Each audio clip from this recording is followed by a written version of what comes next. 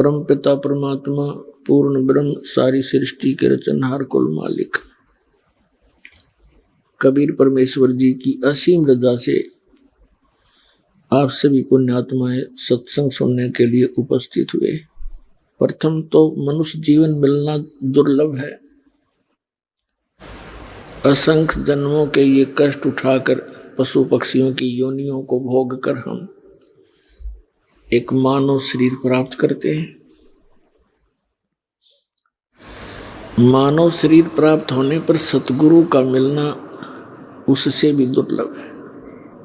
तो पुण्यात्माओं, आप कितने शुभ कर्मों से युक्त हैं, आप कितनी अच्छी आत्मा हैं।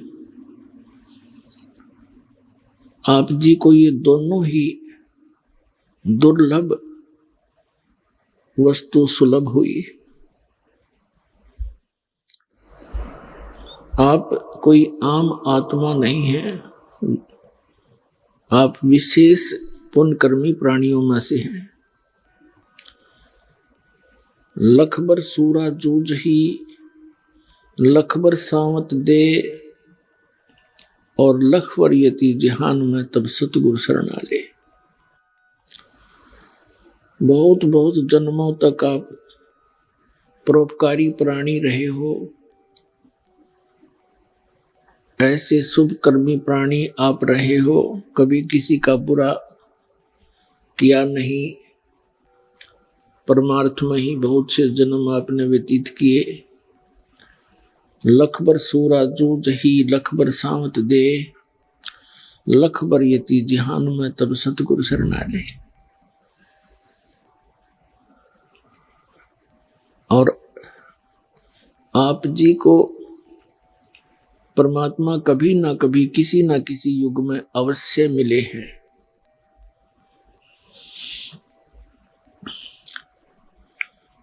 और जब परमात्मा मिलते हैं वो अपनी प्यारी आत्माओं को भक्ति से जोड़ देते हैं। जैसे 600 वर्ष पहले वो परमेश्वर परम अक्षर ब्रह्म सत्य पुरुष, जिसे संत भाषा में परम पुरुष भी कहते हैं, सत्य पुरुष भी कहते हैं, उनका वास्तविक नाम है कबीर साहब, कबीर देव, कबीर परमेश्वर। अमर पुरुष, परम अक्षर पुरुष, सत्य पुरुष, ये उनके उपमा के नाम हैं। सत्य पुरुष माने अविनाशी भगवान, परम पुरुष माने श्रेष्ठ पुरुष, उत्तम पुरुष, और परम अक्षर ब्रह्म, परम अक्षर पुरुष यानी सबसे श्रेष्ठ, सबसे वास्तव में अविनाशी परमात्मा। तो यहाँ वो परमात्मा 600 वर्ष पहले भारत वर्ष की इस पवित्र भूमि पर, वैसे तो परमात्मा के लिए कोई बाधा नहीं है, कोई सीमा नहीं है, क्योंकि परमात्मा कहते हैं बलक और विलायत तक हम ही धारे भेख। बलक बुखारे में भी हम गए, विलायत में यानी इंग्लैंड के अंदर भी, कहते यहाँ वहाँ पूरी पृथ्वी पर हम अपने बच्चों को संभालने के लिए जाते हैं। तो इस प्रकार इस भारत की उस पवित्र भूमि पर परमात्मा ने अपने पवित्र चरण रखे, सतलोक से आकर एक कमल के फूल पर विराजमान हुए, एक शिशु रूप धारण करके। फिर उनको नीरूनी मां नाम के एक दंपत्ति जुलाहा उठा ले गए। जुलाहे के घर उनकी परवरिश की लीला होने के कारण और बड़ा होकर के परमात्मा जुलाहे का कार्य करते थे, इसलिए वो धानक जुलाहा, कबीर जुलाहा नाम से प्रसिद्ध हुए। लेकिन वो परमात्मा है। फिर छोटी आयु में ही वो जो उद्देश्य लेकर आते हैं वो अपना कार्य शुरू कर देते हैं। उनका जन्म नहीं हुआ, कबीर जी सहशरीर आए थे, सहशरीर चले गए थे। तो पुण्यात्माओं, आप कभी ना कभी उस परमेश्वर की शरण में रहे हो, इस युग में भी रहे हो। जो शीघ्र आ रहे हैं ये इस युग के ही संबंधित प्राणी हैं, क्योंकि एक ही घर में, एक ही परिवार में 5 सदस्य हैं। 2 दीक्षित हो जाते हैं, 3 विरोध करते रहते हैं। तो जो परमात्मा के पिछले संस्कारी हंस हैं वो तुरंत आ जाते हैं, और शेष विरोध कर रहे होते हैं वो भी कुछ दिनों में। परमात्मा दयालु हैं। जिस घर में भगवान की वाणी शुरू होगी, भगत मंत्र जाप करते हैं, तो उनके अंदर भी उसका असर होगा, और धीरे धीरे फिर वो एक दिन उनके ऊपर जो पाप कर्मों का दबाव है वो हट जाएगा। उनकी आत्मा में फिर कुछ चेतना आएगी, तो वो भी दीक्षित हो जाएंगे। वो थोड़ा देर से आएंगे, आना पड़ेगा। अब इसका कारण क्या है कि जैसे कोयल क्या करती है, कोयल मादा पक्षी जो है अपना अलग घोंसला बनाकर अंडे उत्पन्न नहीं करती, क्योंकि उसके अंडों को काग खा जाते हैं, छोड़ते नहीं। वो थोड़ी सी बुद्धिमता से काम लेती है। किसी मादा कौवी ने अंडे दे रखे हो घोंसले में, तो मादा कोयल भी जब वो कौवी कहीं चुग्गा चरने के लिए, अपना आहार के लिए बाहर गई होती है, पीछे से उसके घोंसले में अपने अंडे उत्पन्न कर देती है। जब वो कौवी वापस आती है तो देखती है कि 2 अंडे थे, 4 कैसे हो गए। वो ये पहचान नहीं पाती कि मेरा अंडा कौन सा है, इसलिए वो चारों को ही सेवन करती है, चारों को ही परवरिश देती है, और फिर वो अंडों से बच्चे जब निकल जाते हैं उनकी शक्ल भी एक जैसी ही होती है, और कौवी का उन चारों के अंदर वैसा ही मोह बना रहता है। मादा कोयल दूर से बैठकर देखती रहती है। जब वो बच्चे उड़ने योग्य हो जाते हैं, कुछ दूर तक उड़कर वापस घोंसले में आते हैं, थोड़ी सी दूरी पर वृक्ष पर बैठकर कोयल वहां अपनी बोली बोलती है, कुहू कुहू की आवाज लगाती है। जो कोयल वाले बच्चे होते हैं वो अपनी माँ की वाणी को सुनकर, आवाज को सुनकर ऐसे चौकन्ने होते हैं, और कौवे वाले वो वैसे ही अपना मस्त रहते हैं, उनका उसकी वाणी का कोई असर नहीं होता। और कोयल बोलती है तो वो कोयल वाले बच्चे उड़कर उस आवाज को पहचान कर, आकर्षित होकर उस आवाज की तरफ चल पड़ते हैं। वो कोयल भी उड़कर चल पड़ती है और कुहू कुहू करती जाती है। वो बच्चे भी उस आवाज के साथ साथ वो बहुत दूर निकाल ले जाती है। कभी कुछ देर तक उनका पीछा करती है कि मेरे बच्चे गए। जब वो बहुत दूर चले जाते हैं तो सोचती है कहीं दूसरों को कोई हानि ना पहुंच जाए, वो वापस आ जाती है, उनका पीछा छोड़ देती है। तो पुण्यात्माओं, परमात्मा की ये वाणी, कोयल वाली वाणी समझो, अमृत वाणी, आप जिन्हें टीवी के माध्यम से सुनी हो या किसी पुस्तक का अध्ययन करके ग्रहण की हो, आप वो पुण्यात्मा है, परमात्मा के बच्चे हो, और परमेश्वर ने अपनी वाणी बोलकर आपको आकर्षित कर लिया और आपको शरण में ले लिया, क्योंकि आप उसके बच्चे हो। और जो आ नहीं रहे हैं वो कभी भी परमात्मा के चरणों में लगे नहीं, और आ जाएंगे घर के सदस्य तो वो भी परमात्मा के बच्चे कभी ना कभी उसकी शरण में रहे।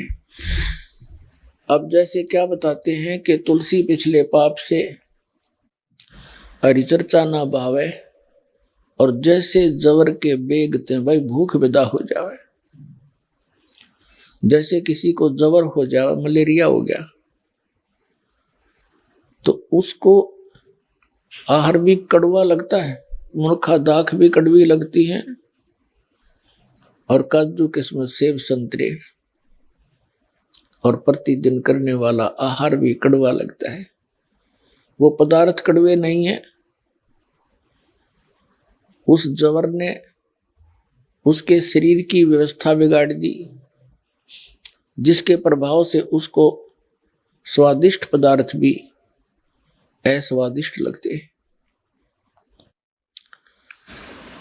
तो इसी प्रकार तुलसीदास जी कहते हैं, तुलसी पिछले पाप तय परिचर्चा ना भावे,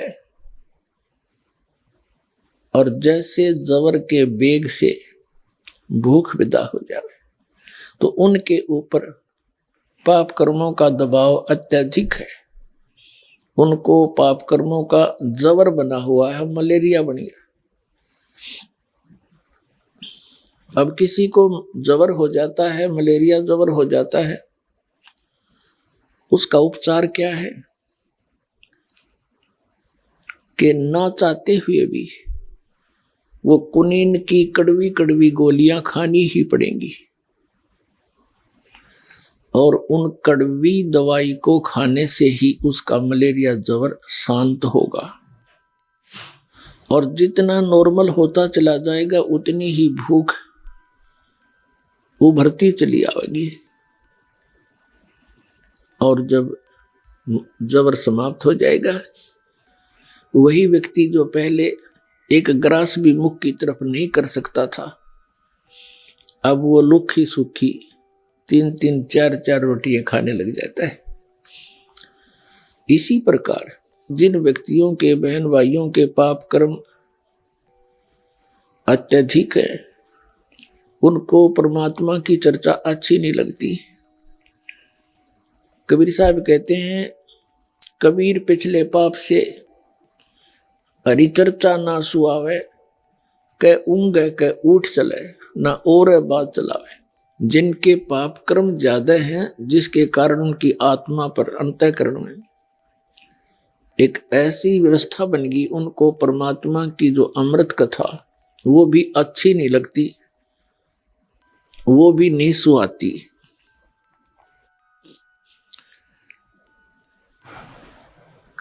तो उसका इलाज क्या है? जैसे आप किसी अपने मित्र को, भाई को, बहन को, बहनें अपनी सहेलियों को, माता या किसी अन्य रिश्तेदार को समझाने की चेष्टा करते हैं, तो जिनके पाप अधिक है वो 2 मिनट के बाद कहते तो छोड़ इस बात ने, और बात बतला। और इस परमात्मा की चर्चा ने छोड़ कहते सारी रात चुगली करें जाओ किसी की, नो प्रॉब्लम। लेकिन भगवान की चर्चा उन्हें अच्छी ना लगती। अच्छी क्यों नहीं लगती? क्योंकि उनके पाप कर्मों का दुष्प्रभाव बढ़ रहा है। उसका इलाज क्या है? ये कुनीन खानी पड़ेगी, कड़वी, ना चाहते हुए भी खानी पड़ेगी, और तब भी बात बनेगी। तो उसका परमात्मा ने बहुत दया बख्शी है। जैसे एक परिवार में 5 सदस्यों में से 2 ने नाम ले लिया, 3 नहीं लेते, कोई बात नहीं। अब उनके पाप कम थे, तुरंत 1 के 2 टेबलेट्स थे, ठीक हो गए, क्योंकि ज्ञान तो उन्होंने भी सुना, तभी आकर्षित हुए। अब परमात्मा दया बख्शते हैं, प्रत्येक घर में सुबह आरती चले, दोपहर ने असुर निकंदन रमैणी, न सुबह नितने में शाम को आरती। ये तो खूब आवाज में लगाते हैं अपने घर में, सबके ऊपर असर पड़े। और बाकी उस घर के 2 सदस्य मंत्र जाप करते हैं, तो उस मंत्र के जाप की भी शक्ति अपने आप गंध वहां फैलती है, उसकी प्रभाव फैलता है परिवार में। तो वो जो नहीं नाम ले रखा, उनके भी असर होना शुरू हो जाता है। तो परमात्मा बड़े दयालु है।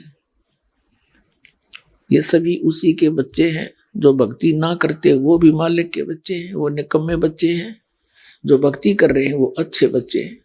उन निकम्मों को भी परमात्मा अच्छे बनावेगा, क्योंकि माता पिता यही चाहते हैं मेरे सारे बच्चे और ठीक हो जाएं, अब घर के सदस्य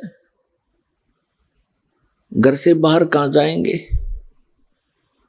परमात्मा की वाणी उनने सुननी है पड़ेगी, और कभी ना कभी वो बुखार उतर जाएगा और फिर वो उनसे भी आगे बैठे पाओगे बरवाला आश्रम में। तो ये परमात्मा का ऑपरेशन है। तो परमात्मा का जो प्रोसेस है, प्रोसीजर है, ऑपरेशन है, ये कंप्लीट होता है। इसमें कोई मीन मेख नहीं होती, कोई त्रुटि नहीं होती। वो जो कार्य करते हैं वो परिपूर्ण ही किया करते हैं। अब उन्होंने यूं काम शुरू किया है, उन्हीं के आदेश से, उन्हीं के वचन से सब कार्य शुरू हुआ है और ये पूरे विश्व में होगा। बतेरे बहुत दिन हो गया हमने डले डोत्या ने, आज तक बताओ क्या साथ लेकर गया कोई प्राणी? किसी का इतिहास देख लो। कबीर साहब फिर हमें ज्ञान देते हैं, हमें ये ज्ञान हो जाएगा कि यहाँ कितना ही धन जोड़ लेते हो आप, संपत्ति बना लेते हो और 1 सेकंड में मृत्यु हो जाती है। कोई काम है यो? सारा जीवन खो दिया और यहीं रख कर चले गए। और एक आधा लड़का ऐसा निकम्मा पैदा हो जाता है, उसके जोड़े जाड़े नाश कर देता है। पाप का भागी वो बना जो सारी उम्र जोड़ता रहा और बर्बाद कर दिया बेटे ने।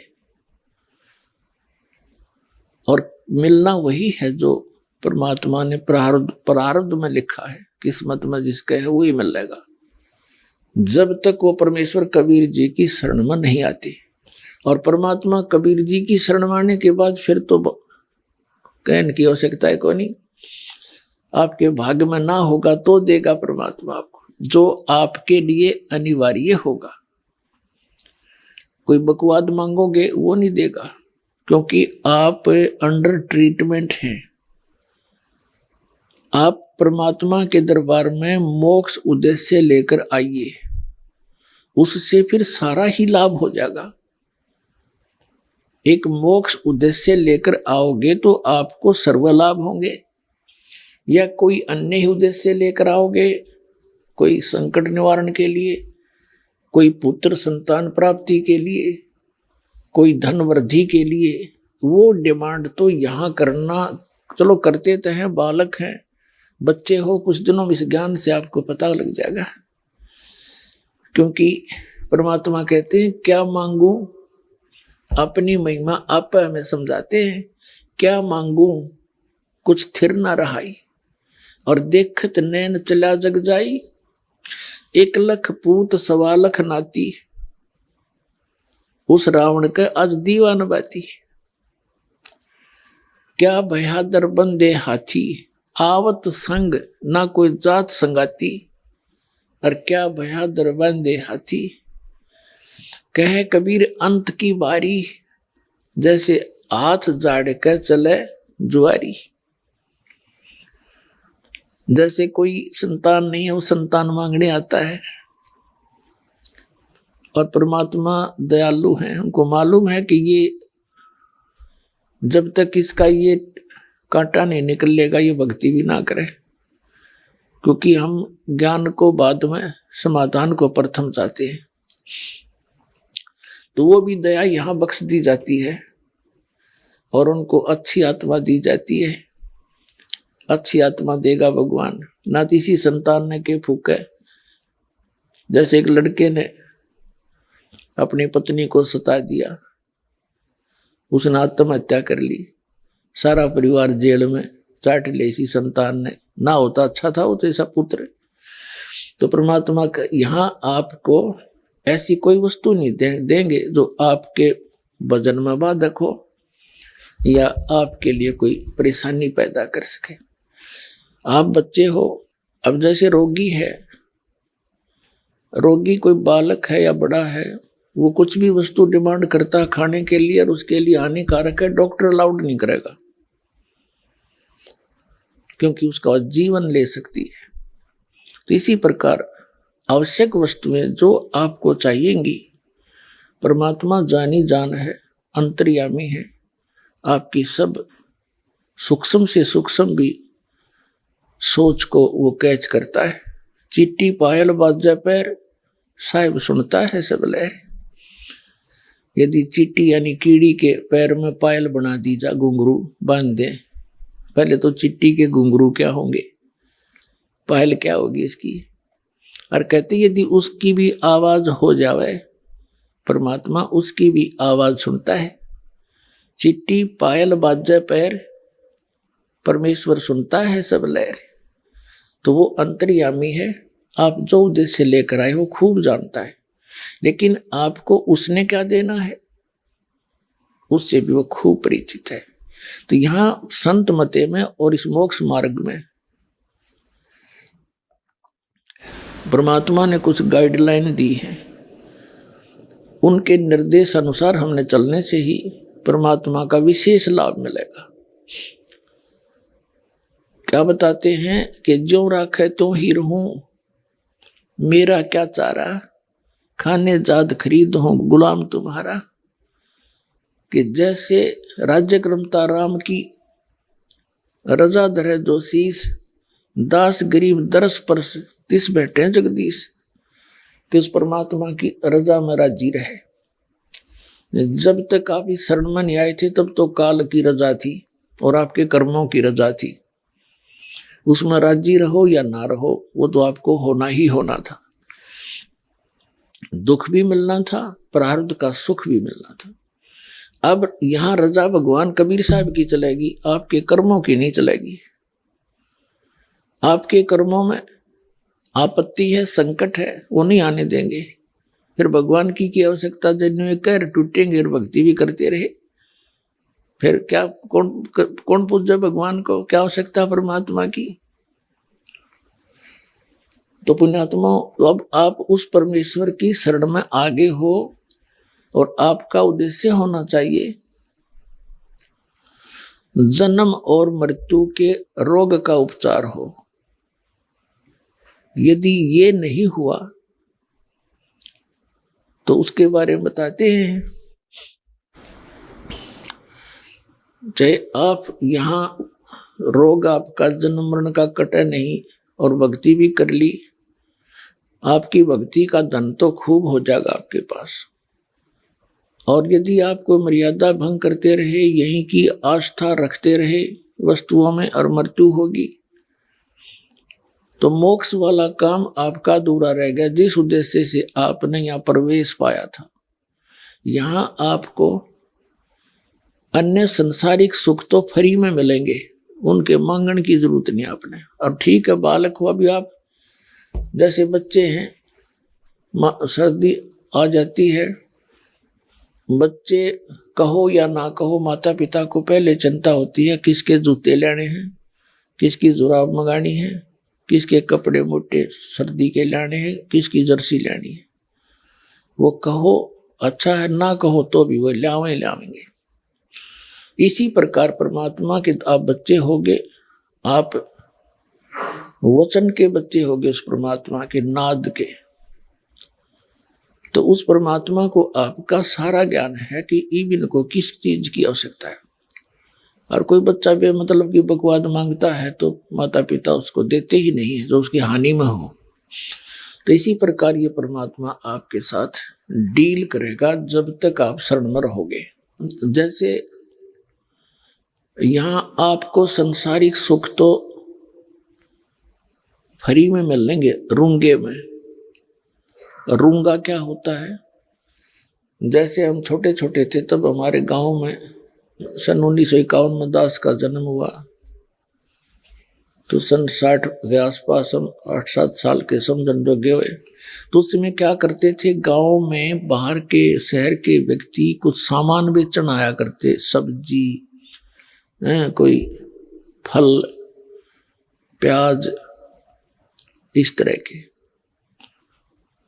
तो वहाँ गांव के जो हमारी दादी ताई, वो क्या करती थी, जैसे उसने सब्जी ले ली, टिंडे ले लिए,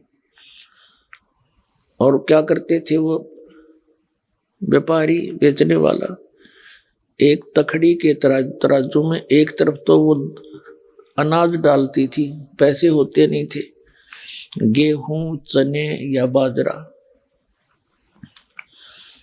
तो जैसे एक बेले में, कटोरे में वो लाए, गेहूं लाई दादी और उसने उसकी ताखड़ी में डाल दी और ने पूछा करती, भाई कितना कैसे देगा?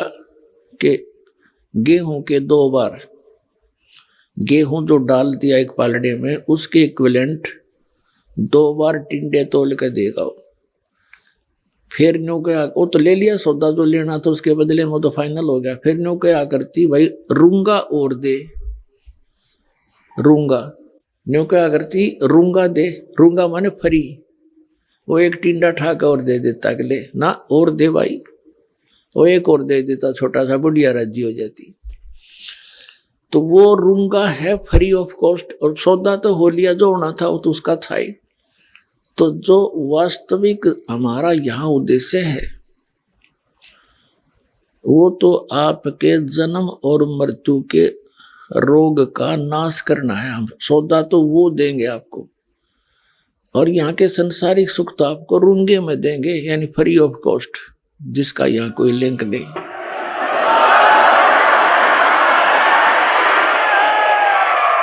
क्योंकि यहाँ जो पूजा की जो विधि है वो ऐसी है परमात्मा की कि संसारिक सुख तो आपको होंगे ही होंगे, ये तो पक्का होंगे, लेकिन ज्ञान इसलिए साथ दिया जाता है कि कुछ दिनों में आपके पास इस माया का बहुत ज्यादा संग्रह होने लगेगा। माया परमात्मा के दरबार में कमी काहे की ना। तो क्या होगा कि परमात्मा फिर साथ साथ ज्ञान देते हैं कि यह माया तेरी दुश्मन भी है, इसका दुरुपयोग ना करना, सदुपयोग करना। अभी तो आप दर दर के भिखारी हो रहे हो, फिर देखना कुछ दिनों के बाद सच्ची लगन ते लगना, आन उपासना नहीं करना, मर्यादा में रहना। तो फिर ये संसारिक सुख तो यहाँ पहले मिलते हैं। जैसे किसान गेहूं बीजता है, उसका उद्देश्य गेहूं बीजना केवल भूस बनाना नहीं होता, उसका उद्देश्य अपना जीवन बचाना होता है कि मेरे परिवार को गेहूं मिले, कणक मिले, भूखे ना मरे। अब गेहूं के अंदर भूस तो पहले बनेगा, बाद में गेहूं बढ़ते हैं। गेहूं बीजा जाता है तो उसका पौधा खड़ा होता है, वो बाद में जाकर बाली आती है, और उन बालियों में गेहूं होते हैं खाने वाले, और शेष सारा भूस होता है, वो पशुओं का चारा होता है। तो ये परमात्मा की भक्ति ऐसी है जो आपको दी जाती है। पहले तो भूस तो बनेगा, इसका हमारा उद्देश्य नहीं है आपको ये भूस बनाना या देना, भूस ही देना। हमारा उद्देश्य है मोक्ष, और इन मंत्रों बिना वो मोक्ष नहीं हो सकता, उस भूस के बिना गेहूं नहीं बन सकते। ये एक ऐसा लिंक है एक दूसरे का। जो स्टार्ट में आपको प्रथम मंत्र दिया जाता है, ये आपको ये संसारिक सुख ही देता है। और इसमें प्रथम मंत्र में जो फर्स्ट एंड लास्ट के जो मंत्र हैं, ये आपके मोक्ष के लिए आपकी भक्ति इसके साथ साथ बनती रहेगी जब तक सतनाम नहीं मिलेगा। तो ये जो इन 5 प्रधानों के नाम आपको दिए जाते हैं, आपका कनेक्शन कट गया, भक्तिहीन हो गए, पुनर्जन्म के पुण्य रहे नहीं, तो नए सिरे तो चार्जिंग लानी पड़ी, या तो धीरे धीरे चार्जिंग बढ़ती चली जाएगी, आपकी बैटरी फुल हो जाएगी। कुछ भी काम करिए फिर तो कुछ ही दिनों में आपके बहुत काम सरेंगे, बहुत लाभ होगा। और अन्य व्यक्ति आपको देखा करेंगे, न सोचा करेंगे इनका क्या हो गया, ये कहाँ से आओ इनके इतना पैसा। एक भक्त बता रहा था जी, हमारे पड़ोसी यूं कहें कि यूं वहां जाता है बरवाला, और बरवाला के क्रोथा में हमारा आश्रम था, क्रोथा कांड हुआ, जो बदनामी हमारी खूब करी थी न बेतुकी, वहां नोटा की बोरी पागी है, वहां पता नहीं कि बकवास पाई। तो जो ऐसे कहते हैं दूसरे पड़ोसी आपस में, जो कहेंगे वहां जाते हैं इनके महाराज जी पैसे देते हैं इन्हें, और इसलिए इनका साइकिल का भी ब्योंत नहीं था और दो दो गाड़ी चला। आज वो इस दृष्टिकोण से देखते हैं। तो बच्चे वापस में बातें कर रहे थे, कहने लगे जी हम कहें तो वो ठीक है, माया तो यहीं से मिलती है हमारे को, लेकिन जिस तरह वो सोच रहे हैं वह सोच गलत है उनकी। हम उनसे कहते हैं, जो हमसे डायरेक्ट कह देता है तो उसको हम भी कहते हैं आप भी आ जाओ, आपको भी दे देंगे, महाराज जी तो खूब माया बांट रहे हैं। तो ये माया सतलोक से आ रही है आपके लिए, यहाँ की नहीं है ये, क्योंकि आपके भाई यहाँ तो सीमित इनका बजट है यहाँ का। अब जैसे पुण्यात्माओं एक बार हरियाणा प्रांत में फ्लड आ गई थी सन 1995 में, और इतनी फ्लड आ गई कि यहाँ का बजट उस समय मुश्किल से 700-800 करोड़ का था, और यहाँ आनी होगी लगभग 2000 करोड़ की। वो अक्षति पूर्ति के लिए हरियाणा सरकार का बजट नहीं था जो उसने पूरी कर दे, तो सेंटर ने ऐड दी थी, और वो सबको वो सुविधा मिली। किसी का ट्यूबवेल खराब हो गया था, किसी का मकान गिर गया था, किसी का कुछ हो गया था, उनकी अक्षति पूर्ति हुई तो सेंटर ने की। तो इसी प्रकार इसी 21 ब्रह्मांड का यो ब्योंत नहीं है जो आपको यहाँ विशेष सुविधा दे सके। ये सेंटर यानी सतलोक से आओगे आपके लिए ये ऐड है।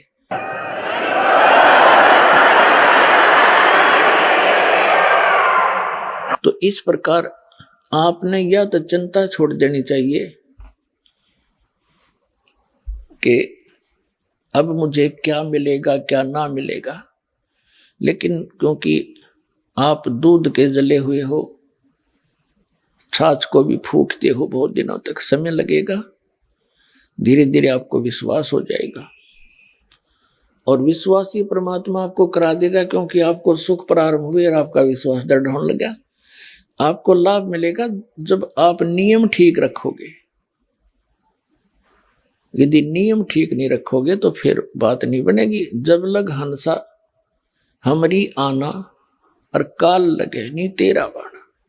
कबीर परमात्मा कहते हैं जब तक ये हे हंस, ये प्यारी आत्मा मेरी शरण में रहेगा, तब तक हे काल तेरा कोई अटैक उस पर नहीं हो सकता। और ये परमात्मा के जो नियम हैं ऐसे समझ लेना जैसे लक्ष्मण रेखा होती है। कौन कौन से नियम है? आन उपासना नहीं करनी, जो दास भक्ति बताता है इसमें सभी पूजाएं आ जाती है। इसके अतिरिक्त कोई और पूजा आप अपनी परंपरागत करते हो तो वो शास्त्र विधि को त्याग कर आपका मनमाना आचरण है। श्रीमद् भगवत गीता अध्याय नंबर 16 के श्लोक नंबर 23-24 में कहा कि अर्जुन, शास्त्र विधि को त्याग कर जो मनमाना आचरण करते हैं उनको न तो सुख होता है, न उनकी कोई सिद्धि प्राप्त होती है, न उनकी परम गति होती है। यूजलेस, फिर क्या फायदा डरे ढोने का। और शास्त्र में कुल साधना कौन सी है? पवित्र वेदों में, पवित्र श्रीमद् भगवत गीता में, और पवित्र सूक्ष्म वेद जो कबीर परमेश्वर के द्वारा दिया गया अमृत ज्ञान सच्चिदानंद घन ब्रह्म की वाणी में जो भी साधना लिखी है, उसके अतिरिक्त जो भी हम साधना करते हैं, भक्ति करते हैं, वो शास्त्र विधि को त्याग कर मनमाना आचरण है। चाहे वो पुराणों का से आपने लिया है, चाहे आपने किसी उपनिषद से वो भक्ति ली है, साधना ली है, यदि वो इन परमात्मा के वेद और गीता से नहीं मिलती तो यूजलेस है। प्रथम तो यह है कि आन उपासना नहीं करनी और पूजा नहीं करनी, जो हम दे वही करनी है। इसके विषय में कबीर साहब कहते हैं 100 वर्ष तो सतगुरु पूजा, एक दिन आन उपासी, वो अपराधी आत्मा फिर पड़े काल की फांसी। कहते हैं 100 वर्ष आपने अपने गुरु जी के द्वारा बताई हुई यथार्थ भक्ति कर ली और एक दिन आन उपासना कर ली, कहते तेने बैठा दिया, सारा काम बिगाड़ दिया, नाम खंड हो गया। परमात्मा रूठ गया। परमात्मा रूठे पाचे फिर हमारे पास क्या रह गया? चाहे कितनी भक्ति कर ली हो, जिस उद्देश्य को लेकर चले थे वो उससे वंचित रह जाओगे। फिर क्या बताते हैं?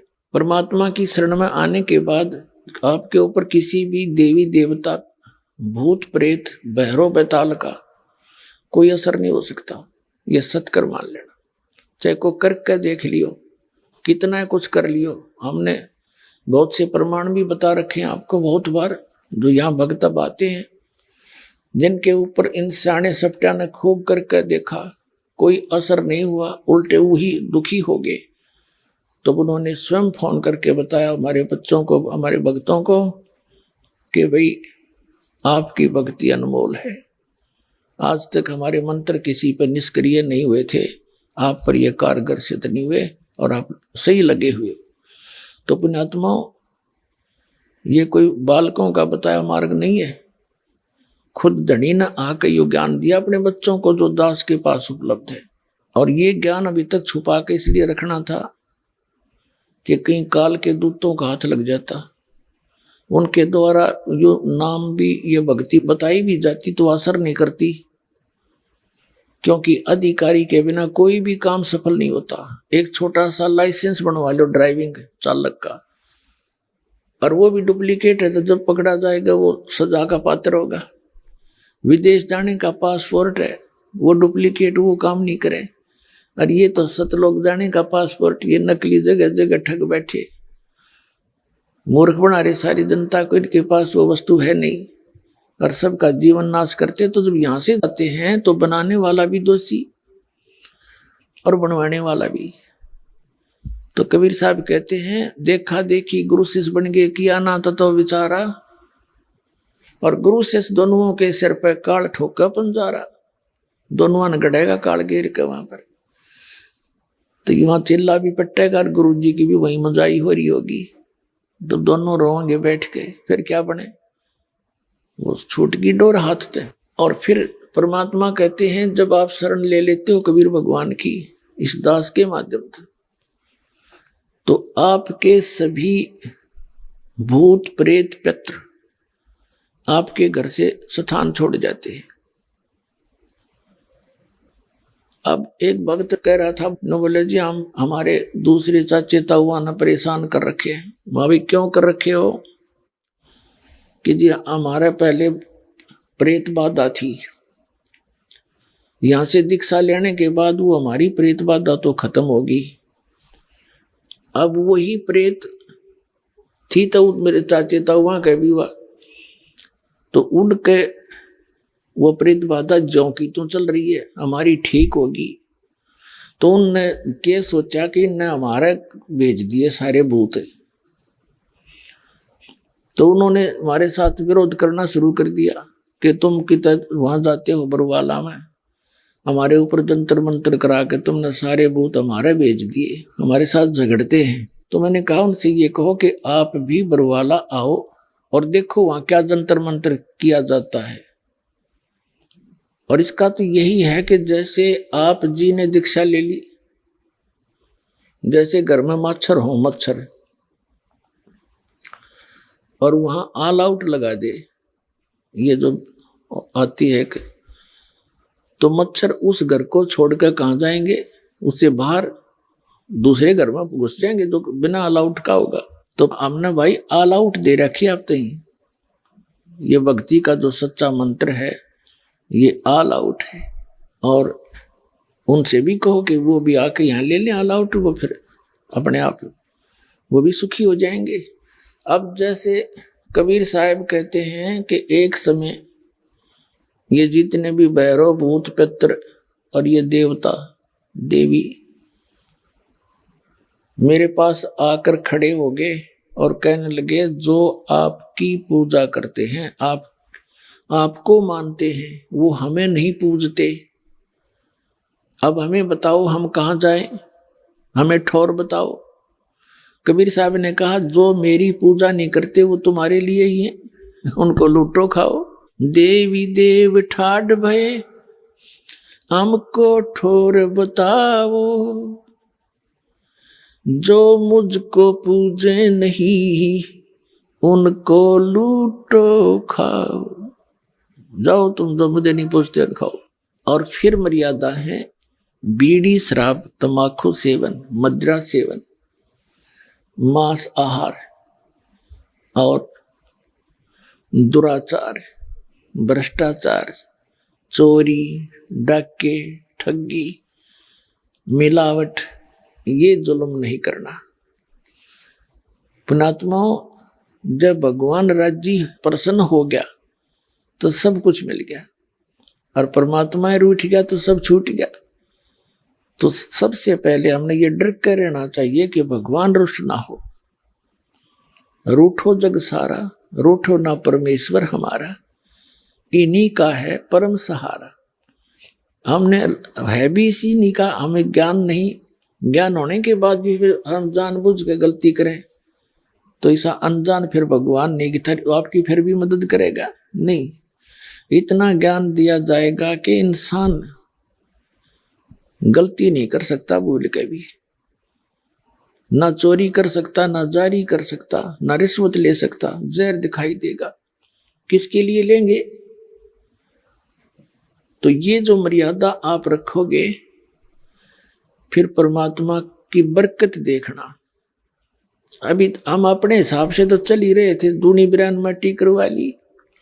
अपनी जीव संज्ञा की सोच से तो हम चल ही रहे थे, कुछ भी लाभ नहीं हो रहा। अब इस दास के बताए अनुसार परमात्मा पर विश्वास करके देखो कुछ दिन, फिर देखियो आपको क्या सुख होगा। आपकी जबान का थूक सूख जाएगा दूसरे को बताते बताते।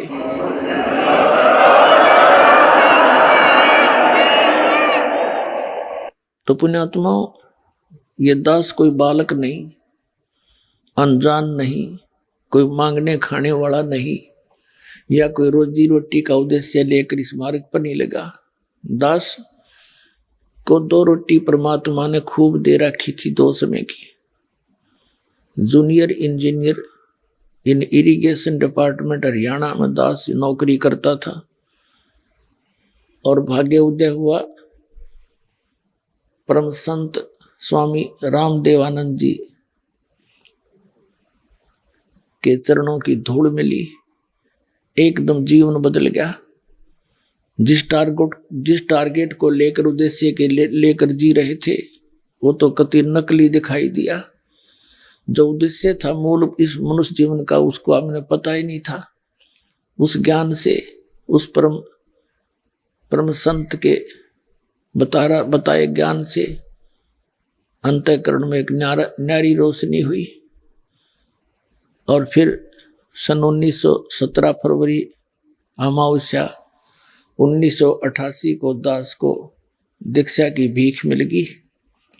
उस दिन के बाद अपनी नौकरी भी करता था, परमात्मा की भक्ति दिन रात करता था, क्योंकि यह भक्ति ऐसी है जो प्रारंभ से लेकर आज तक भक्ति यही है और है ही नहीं।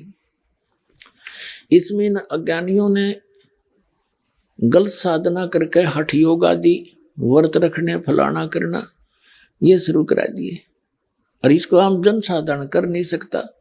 जबकि भक्ति यही है, किसी वेद में गीता में या परमात्मा के गौड़ जीवन ज्ञान कबीर वाणी में देख लो, नाम उठत नाम बैठत नाम सोवत जाग बे, नाम खाते नाम पीते नाम से लाग बे। चलते फिरते बैठते उठते हैं उस मालिक का जाप करना है, नाम से मोक्ष होगा। तो ये दास अपने सर्विस भी करता था क्योंकि अपने जो दैनिक कार्य के बाद हमारे पास घना समय है और जब तक हम इस भक्ति मार्ग पर ज्ञान पर नहीं लगते तो हमने वो समय जो हमारा भक्ति में लगना था वो गलत जगह लगाते थे। या तो किधर गप्पे मारा करते बैठ के पार्क में या किधर और मित्र रिश्तेदार के पास सहमते जा खड़े होते, या फिर गुटी लगाने लग जाते, या ताश खेलते थे, या राजनीति की बतलाया करते, या किसी की और नंदा चुगली कर लेते, या फिल्म देखने लग जाते आंख फाड़ के। तो वो जो समय हम बर्बाद किया करते थे उसी समय को अपने पेट वाले समय से निकाल कर जो अपना निर्वाह वाले समय के अतिरिक्त बहुत समय हमारे पास, जैसे 8 घंटे ड्यूटी है तो 16 घंटे से 6 घंटे सो ले, 10 घंटे क्या फिर क्या काम है, रोटी भी खा ले, नहा भी ले उस मत है, और फिर भी समय बच गया, घंटा 2 घंटा 3 घंटे मालिक का सारे दिन में भी समय मिल गया, नहीं समय बेड़ा पार हो जाएगा। तो ये दास सर्विस भी करता था और अपनी भक्ति करता था। जैसे ये फील्ड का काम होता था, वहां तक जाते थे बस में बैठ कर या जीप में या अपनी व्हीकल से, तो वहां तक दास केवल सिमरन करता जाता था, सिमरन करता आता था। 2-2 घंटे लग जाते आने जाने में। काम का काम, राम का नाम। ऐसे ही आप यहाँ से बैठते हो, कोई तो बेचारे 24-24 घंटे सफर करके पुण्यात्मा आते हैं मालिक के दरबार में, भगवान के बच्चे, कोई 2 घंटे, कोई 4 घंटे। तो उस दौरान अपना ज्यादा से ज्यादा मंत्र में ध्यान रखें। वो तो समय आप पैक हो गए उसमें, तो कि मैं और सोच भी नहीं सकते, कुछ कर भी ना सकते। फिर भी ऐसे भी जैसे खेत में जाते हैं, ड्यूटी पर जाते हैं, तो कुछ ना कुछ मंत्र थोड़े बहुत जरूर करता रहे, याद रख, इससे हम काम बन जाएगा। ये कोई ना सोचा भाई पूरी शांति हो लेगी फिर भक्ति करेंगे। शांति कब होगी? एक व्यक्ति था, परमात्मा कहते हैं जो जन मेरी शरण है ताका हूं मैं दास, और गेल गेल लग गया फिरो जब लग धरती आकाश। एक व्यक्ति था परमात्मा का पुनर्जन्म का कोई भक्त, अब वो किसान था। अब परमात्मा कहते हैं जब जो मेरी एक बार शरण में आ गया किसी भी युग में, परमात्मा कहते हैं उसने निकाल कर छोड़ दूंगा, उसके साथ साथ फिरता रहता हूं मैं जब लग धरती आकाश रहेगा उसको। पर वो मुझे पहचान नहीं पाता, उसका दुर्भाग्य है। तो उस किसान के पास परमात्मा एक साधु रूप में गए, कबीर जी। किसान से कहा, क्योंकि पूर्व जन्म के जो पुण्यकर्मी प्राणी हैं उनका स्वभाव बहुत अच्छा होता है, साधु संत अतिथि का बहुत सत्कार करते हैं। बड़ा सत्कार किया, आओ महाराज बैठो, महाराज नुहाओ धुआए, कपड़े धोए, बच्चा तक कवा के धोआए, खाना खिलाया। परमात्मा बोले, फिर भगवान गए जिस उद्देश्य से, वो लगे ज्ञान देन, भाई भगत तेरा स्वभाव भी अच्छा, लेकिन सारा काम बिगड़ रहा है आपका भक्ति बिना, भक्ति करा करो।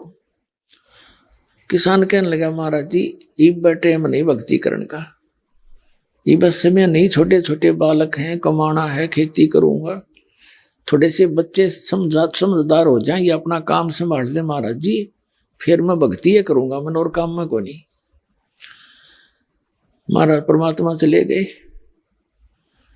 अब वो बच्चियों की शादी भी कर दी, बच्चों ने खेत का काम भी संभाल लिया, और उनका पोता पोती भी हो रहे।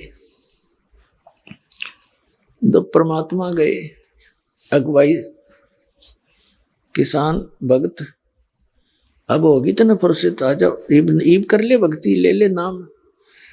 कहने लगा, बाबा जी महाराज जी देखो छोटे छोटे बच्चे हैं, लड़के खेतों में काम करते हैं, मैंने पोते रखने पड़ते हैं, अभी मेरा काम पूरा नहीं हुआ है, फिर देखूंगा, बच्चे पोते थोड़े ठीक हो लेते। परमात्मा ने बहुत कुछ समझाने की चेष्टा की, पर कोई ना असर हुआ उसके नालायक के। अब क्या हुआ, कुछ दिनों के बाद वो मर गया। ये तो समय आना ही है एक दिन। अब मृत्यु होगी उस भक्त की, लेकिन साधु सेवा का फल निष्फल नहीं जाता। परमात्मा कर्म बनवाते हैं ऐसे। उसके 2-4 बार गए, उसने सेवा शुश्रूषा की, उसके पुण्य बन गए साधु सेवा, भगत की सेवा करने से। तो क्या देखा कि वो किसान मृत्यु को प्राप्त होकर उन्हीं के घर में बैल बनकर खेतों में चल रहा है, अपने ही बच्चों के यहाँ। अब परमात्मा पहुंचे वहां खेत में, जहां उसका लड़का उस अपने पिता को बैल को जोत रहा था, उन्हीं की गाय से उत्पन्न हुआ था। कहते हैं जहां आशा ता बासा हुई, और मन कर्म वचन सुमरियो सोई। अब कबीर परमात्मा पहुंचे वहां पर खेत में, जहां उसका पुत्र हल जोत रहा था। वो भी जानता था महाराज जी कई बार चक्कर लाक आए थे। कहो महाराज, परमात्मा ने कहा कि भाई तेरे पिताजी कहाँ हैं? जी वो तो मृत्यु को प्राप्त हो गए महाराज, 4-5 वर्ष हो गए। अच्छा 4-5 वर्ष हो गए, कहा ठीक है। एक जो बैल वहीं बना हुआ था उसके कान में जाके परमात्मा ने कहा कि भाई तेरे को कितना समझा था भले आदमी, देखी बैल बन के खड़ा हो गया। अब भी मान ले मेरी बात, तेरी अजूनी छुटवा दूंगा, तेरा अभी शरीर छुटवा देता हूं और तुझे मनुष्य जीवन दिवा दूंगा। अब परमात्मा तो सबकी भाषा समझते हैं। वो बैल कह रहा मन मन में, अक बाबा जी तेरा दिमाग खराब हो रहा है, अब मैं मर गया, यहाँ कोई और बैल आ जाएगा और वो काम ठीक करे नहीं का तो मेरे बच्चा नानी नहीं हो जाएगी। अरे तेरा गजब हो, देख कहां तक का ठेका ले रखा है। परमात्मा बोले भाई ठीक है, मत मान नहीं। कुछ दिनों के बाद वो बैल का जीवन भी पूरा होना ही था। फिर बन गया वो सर्प। सर्प की योनि बन में क्या होता है, अब कभी उसने थोड़े बहुत पैसे दबा रखे होंगे कि तो जमीन में 200-400 रुपये, और वो मृत्यु को प्राप्त हो गया, बता न पाया को ना। तो सर्प को ये चेतना रहती है, वो उस घर में घूमता रहता है आसपास उस क्षेत्र में जहां वो कभी धन दाब गया था। अब वो आया फिर अपनी वो बैंक बैलेंस से मारने के लिए सर्प वहां पर उनके आंगन में घूमे, घर में गया जहां उसने को 100-200 रुपये दबा रखे थे मिट्टी में, भूल भाल गया नाग परिवार को पता। वो देख लिया, उसके पुत्रों की पत्नियों ने शोर मचाई, सरप सरप। वो बेटे आए लठ लेकर और वो चला, फिर मोरी में से निकलने की चेष्टा कर रहा था। उसका 1-2 लाठी लागी कमर पे, जाके सटता बाहर। 1-2 डंडा लग गया, वो टूट गया बीच से। वो जाके एक बोझड़े में झुंड में पड़ा पड़ा अपना तड़प रहा। तब परमात्मा फिर गए, कहने लगे भगत अब भी मान लिया मेरी बात ने? न बोला जी मान लूंगा, इब्ते में मेरा पीछा छुटवा दो। कबीर परमात्मा बोले भाई शरण मत आया पर सांकली तुड़वा का आया तू। तेरी हड्डी पसली एक होली जब समझ आई और पहले आ जाती होती पर तेरा काम मना बन जाता। तो पुण्यात्मा जो समझदार व्यक्ति हैं वो तो जल्दी शरण ग्रहण कर लेंगे, ना बाकी के फिर सांकड़ी तुड़वा का आएंगे, आना पड़ेगा यहीं पर।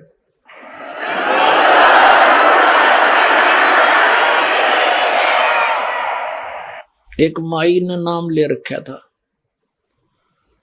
उसका पति था मिलिट्री से रिटायर्ड, पेंशन आवे और 5-4 बोतल शराब की फ्री मिल, उसने सस्ती मिल जावे उनके कोटे में कैंटीन से।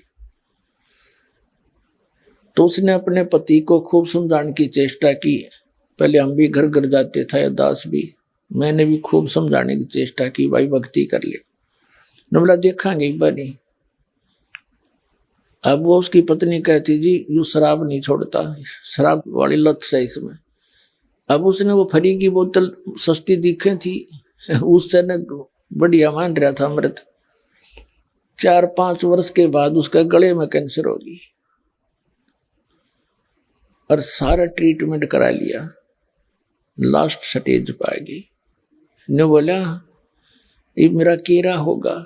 उसकी पत्नी बोली मेरे पास तो एक केरा है, तू वहां चल, करो थे आश्रम थे। तब कहता मैंने कहीं ले चल, मैं वहीं चल पड़ूंगा। बता, जब दुर्गति होली और जब ठीक ठाक शरीर था, जब तक बकवाद बाम थी, वह वहां लेकर आई। मैंने देखा वहां पे ये वही भगत है, अको वही है जी। मैंने उससे कहा क्यों भाई, जब तक हमारी बात ने कड़वी लागे थी उस पर बोलना नहीं जा, नो आख्या में का पानी पड़े न, गलती बन गई, नो सहज करे। भाई देखो इब तक बात ने घड़ी बिगाड़ ली। नाम ले ले, भक्ति करे, तेरे जितने सांस रह रहे हैं इसमें अपने परमात्मा की भक्ति कर ले, तेरे मनुष्य जन्म जरूर मिल जाएगा। कति खत्म तो हो लिया। तो आज न्यू बोली उसकी पत्नी में लाइए न्यू हो, इसने मन तबेरा था तो खत्म तो हो लिया। इसका वह दृढ़ विश्वास भी ना बना इतना। मैंने कहा जब तू दृढ़ विश्वास कर लेगा तेरी कैंसर भी ठीक कर देगा। जब तो न्यू ना करकड़े न्यू कह कति जो कहोगे वह कर लूंगा। मेरे दौरती भक्ति करने का मंत्र है, इसको शुरू कर, सुनेगा। उसको 60% राहत होगी 10 से दिन, और ठीक होते फिर लाग गया गाली देने। बेटी के बाप के उसके लाग रहे खोटे।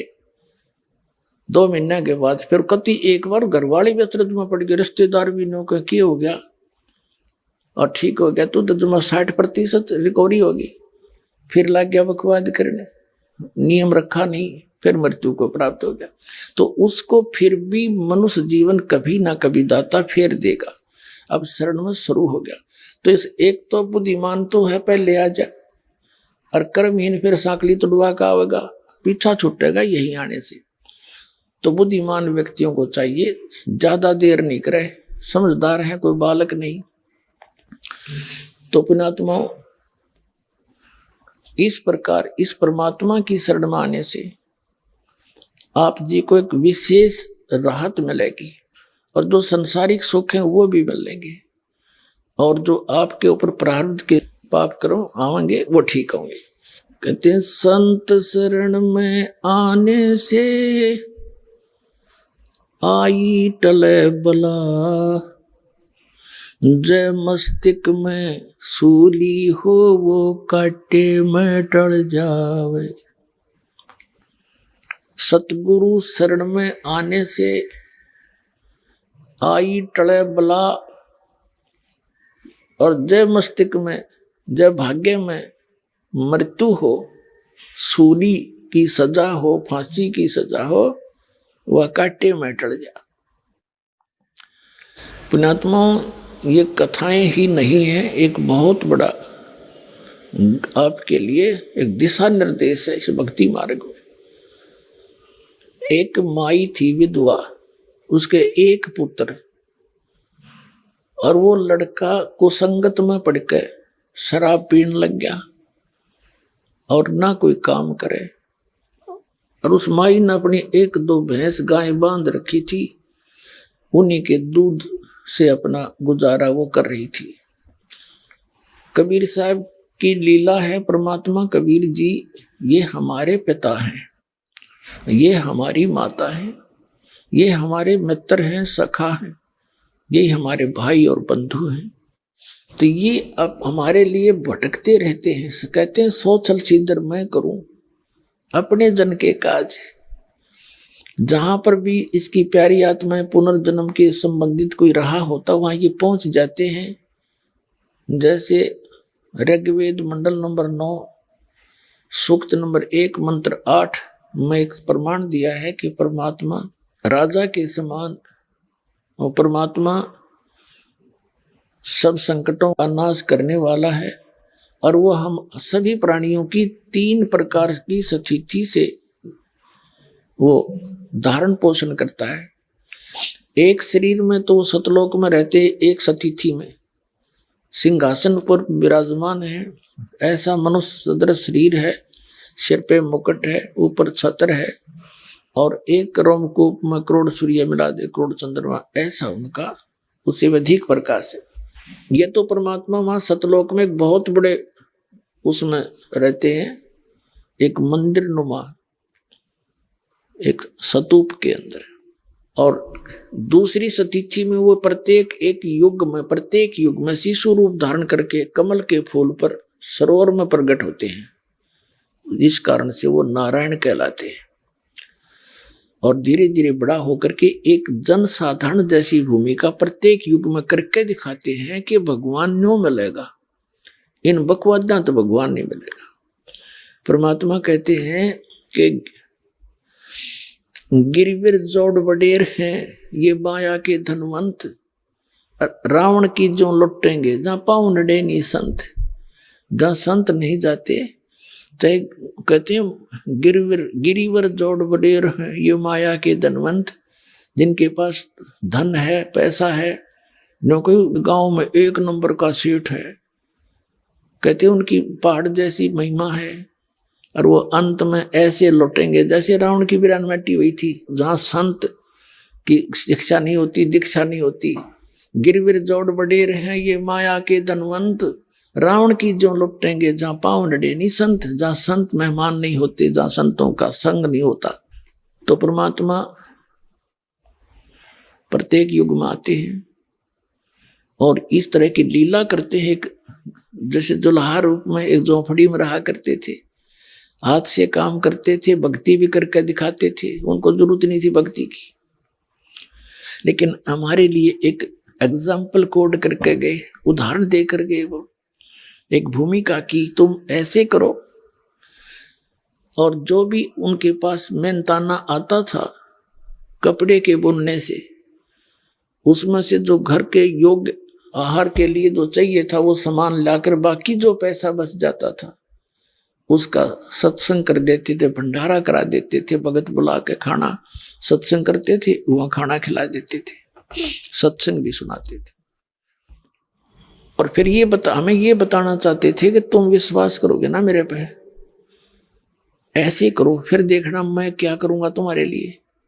एक बार किसी ने झूठी चिट्ठी डाल दी थी कबीर जी के को तंग करने के लिए, नीचा दिखाने के लिए, कि वो भंडारा करेगा 3 दिन का, सब साधु संतों के डेरा में, कि सभी आइयो 3 दिन का भंडारा है,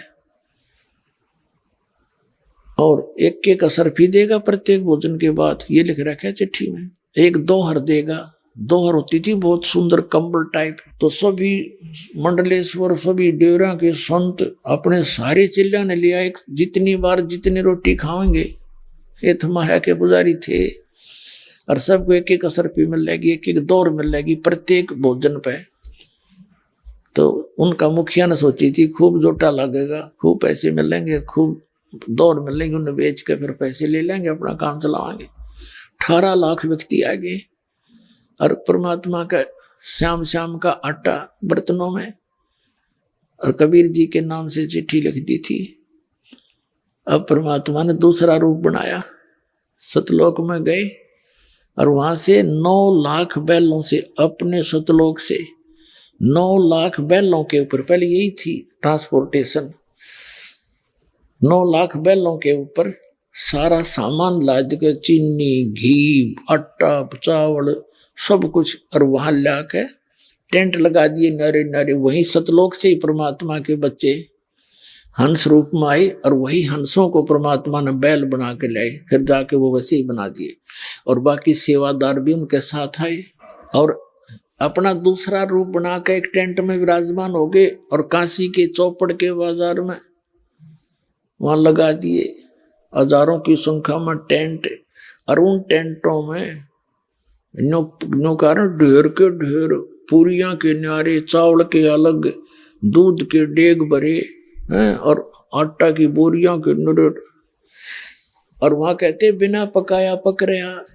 अब आते ही 18 लाख आदमी का खाना खिलाना, हाथ पांव फूल जा पूरे भारतवर्ष के प्रधानमंत्री के 18 लाख आदमियों को जो एक बार रोटी देनी पड़ जाता है। एक टेंट में आप बैठ के, केशव नाम किसे एक कहा, मेरा केशव नाम है, बंजारा होते हैं बिजनेसमैन, पहले वो वणिज करते थे, बंजारे होते थे, बैलों के ऊपर सामान लेकर इधर से उधर, एक मंडी से दूसरी मंडी में बैलों पर सामान लाद कर ले जाते थे, वहां से बेच कर दूसरा सामान लाते थे, जैसे आजकल ट्रक हो गए। इससे पहले बैलगाड़ियां होती थी, पहले उससे पहले बैलों के ऊपर ये ट्रांसपोर्टेशन होती थी, ट्रांसपोर्ट का काम हुआ था। उनको बंजारे कहा करते थे।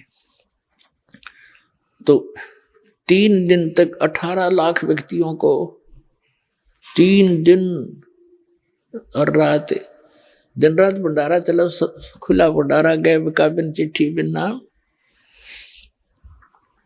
तो 3 दिन तक प्रत्येक खाने के बाद वो खाना खा के उठे, वहां पहुंच जा लाइन में, एक असरफी और एक दोहर उसको भगत सेवादार प्रदान कर रहे हैं, पालक बैठे हैं टेंट में। सब उनका तो बस वो माया पुजारी थे, उन्हें तो माया चाहिए थी। एक एक 3-3 बार खावा था दिन में रोटी। 18 लाख आदमियों को 3 दिन तक छका दिया कति, और फिर भी बचा रह गया सामान। तो कबीर साहब कहते हैं, कल पे कारण कौन है कर सेवा नी काम, मन इच्छा फल देऊंगा जो पड़े मेरे ते काम। अब वो ये बताया है कि जैसे मैं एज ए कबीर भक्त एक रोल कर रहे थे, यदि तुम ऐसे चलोगे और तुम पर कोई फिर ऐसी आपदा आवेगी तो वो आपदा गौड़ सतरत ही दूर हो सके थी, जीव के बस की नहीं थी।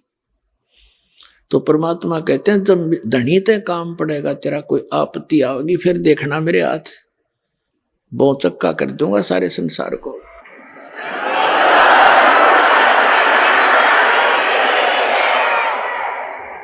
तो परमात्मा कहते हैं, सो छल छिद्र मैं करूं अपने जन के काज। तो ये दूसरी स्थिति। फिर तीसरी स्थिति में परमात्मा क्या कैसा रोल करते हैं, वो कहीं भी एक साधु रूप बनाकर प्रकट हो जाते हैं। पहले तो ना तो कोई कन्वेंस थी और ना ही कोई ऐसा टेलीकास्ट था कि अभी एक आदमी कहीं रह रहा है तो उसका 6 महीने तो पता नहीं चला किसका है कौन है। तो ऐसे उस नगर में, उस गांव के बाहर जहां वो विधवा बहन रहती थी, उसका पुत्र निकम्मा हो गया था। उस नगर के बाहर परमात्मा कबीर जी एक साधु रूप में रहा करते और परमात्मा बताया करते थे कि मेरे कई आश्रम हैं भाई, मैं 2-2 1-1 महीना आपके आश्रमों में रुकता हूं।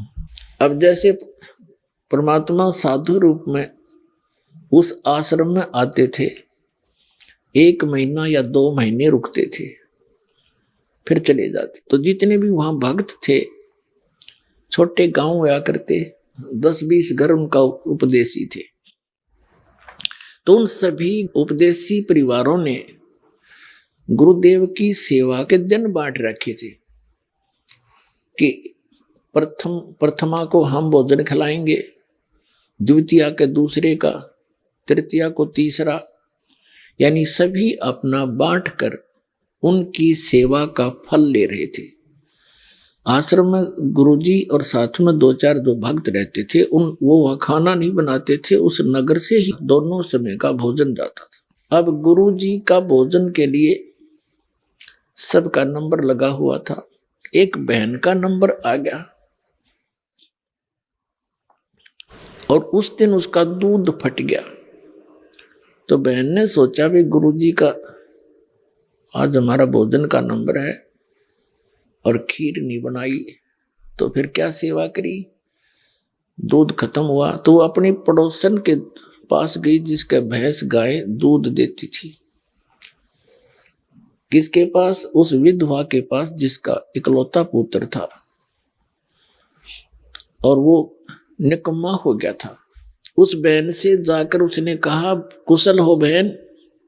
अब जैसे कोई किसी से वस्तु मांगने जाते हैं तो सीधा ही नहीं कहा जाता, अगर मुझे फला वस्तु की जरूरत है ला दे। आदमी औपचारिकता करता है, बैठता है, कुशल मंगल पूछता है, फिर उसका मूड देखता है और फिर उससे प्रार्थना करता है कि मुझे उस चीज की आवश्यकता थी। परमात्मा की सेवक बहन ने कहा विधवा बहन से कि बहन कुशल है। अब उसको कहा आजा बहन बैठ जा, और अपना सारा दुख रो दिया कि क्या कि कुशल हूं। छोटे से इस बच्चे का पिता मर गया था और मैंने इस उद्देश्य से दूसरी शादी भी नहीं कराई कि मेरे बेटे की वीरान माटी हो जाएगी, ना जाने कौन किसा मिल जाएगा, इसको दुख हो जाएगा। तो मैंने इसको जैसे तैसे पाल पोस कर बड़ा किया, सोचा था भी काम में हाथ बटाओगा, ये निकम्मा हो गया। पैसे ले जाता है, घी बेच कर गुजारा करती हूँ, और पैसे नहीं छोड़ता, एक भी सारे पैसे ले जाता, शराब पीवे। ऐसे कहकर वो फूट फूट कर रोने लगी। 50 वर्ष की उम्र हो गई थी, 40 की। तो उस बहन ने समझाने की चेष्टा की कि बहन देखो, परमात्मा के सत्संग में चला करो। हमारे साथ भगवान के, आप देख रहे हो हमारे घर में भी ऐसे ही सब होया करता था, शराब भी पिया करते थे, सब छोड़ छाट गए। तो वो कहने लगी बहन मैं नहीं जा सकती क्योंकि तुम्हारी तो पति सिर पे है, तुम्हें तो लोग कुछ कहेंगे नहीं और मेरे बारे में 100 बात बनावेंगे। अब उस समय तो वह बहन ज्यादा बता नहीं पाई, उसको कहा बहन तेरे पास एक काम आई हूं कि ऐसे ऐसे मेरे दूध फट गया, गुरुजी का भोजन बनाना था और सूखी रोटी कैसे ले जाऊं, मुझे उधारा दूध दे दे। वो कहने लगी बहन उधारा तो दो को ना, अरे ये दूध काट कर रखा था बाल्टी में, सारा का सारा उठाकर उसके पात्र में डाल दिया, अक ले जा, उधारा नहीं वैसे ले जा तू फ्री में। उस बहन ने कहा कुछ तो रख ले, अगना सारा ही ले जा। कद कद भाग जगह मेरे संता के सेवा का, देख परमात्मा की दया होती है, उसमें ऐसी प्रेरणा बढ़ती, यहां से शुभ कर्म शुरू हो जाते हैं। अब वो बहन उस दूध को लेगी, खीर बना के उसने तो अपना वो कर्तव्य पूरा किया। एक दिन के बाद फिर उसने खुद विवश होना पड़ा उस उपदेशी बहन ने इस बात पर विचार करने के लिए कि ये बहन के या तकती देवी है, इतना कुर्बान ये तो हम भी ना कर सकते, कोई हमारी भगत बाण मांगना आवा बहन तो हम भी नहीं दे सकते, नु सारा का सारा थे। तो इसमें जगह है भगवान की। उसके पास वह बैठने लगी, जा जाकर जिक्र करने लगी, समझाने लगी कि बहन समाज की तरफ नहीं देखा करते। परमात्मा बताते हैं लोक लाज ना कीजिए निर्भय हो रहिए, यो मन संतों दीजिए तो गोविंद पाइए। लोक लाज मर्याद जगत की तरण जो तोड़ बगावे, जब कोई राम भगत गत पावे। उस बहन ने कथा सुनाई कि आपने मीराबाई की कथा सुनी है। मीराबाई मंदिर में जाया करती थी, बचपन से ही भगवान की भक्ति में लगी हुई थी। उसका विवाह हो गया था। 4 वर्ष के बाद उसका पति राजा भी था और राजा की मृत्यु होगी, विधवा होगी मीराबाई।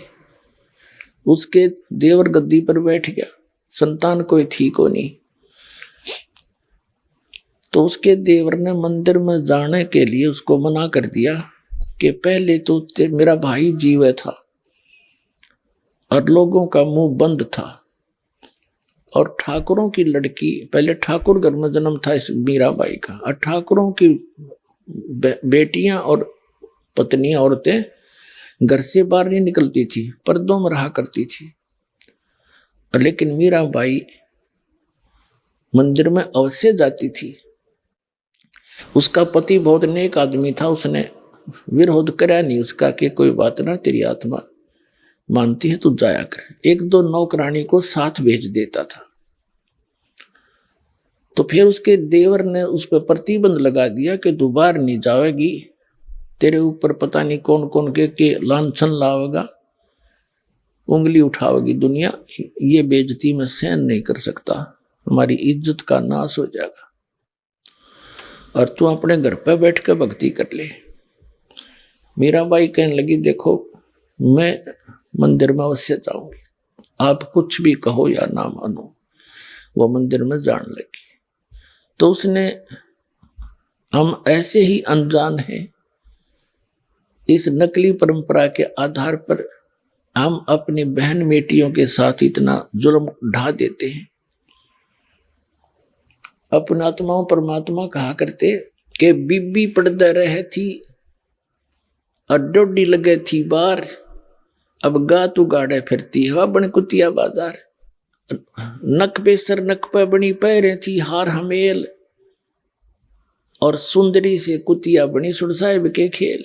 वो पर्दे की सुंदरी सुनो संदेशा मोर, और गा तू गाड़े फिरती है वे फिर करें सरायों शोर।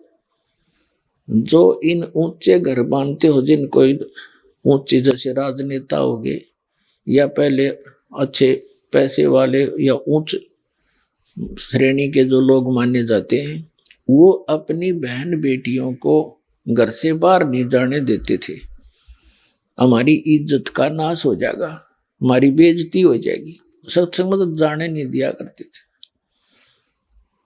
तो वहां जाए बिना इस जीव को अपने उद्देश्य का पता नहीं लगता। तो सत्संग में ना जाने के कारण वो बहनें, वो बीबी, वो औरतें जो पर्दों में रहा करती थी और सामने उनके डोडी लगाई जाती थी, कोई गैर व्यक्ति अंदर ना चला जा। तो परमात्मा कहते हैं उस भक्ति के बिना, कबीर साहब कहते हैं कबीर हरि के नाम बिना या नार कुतिया हो और गली गली भौकत फिरे फिर टूक न डाले कोई। इसी प्रकार कहते हैं बीबी पर्दे रहे थी और डोडी लगे थी बार, इबगा तो गाड़े फिरती है बन कुतिया बाजार। वो पर्दे में रहने वाली सुंदरी भगवान की भक्ति बिना कहते हैं आज नी वस्त्र कुतिया बन के फिरे, वह इज्जत आज गलियां घूम रही है।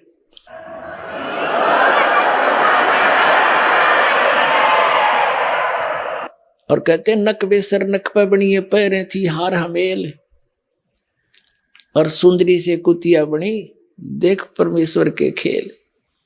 फिर कहते हैं वो पर्दे की सुंदरी और सुनो संदेशा मोर, वो गात उगाड़े नंगे गात फिरती है फिर करे सरायों सोर।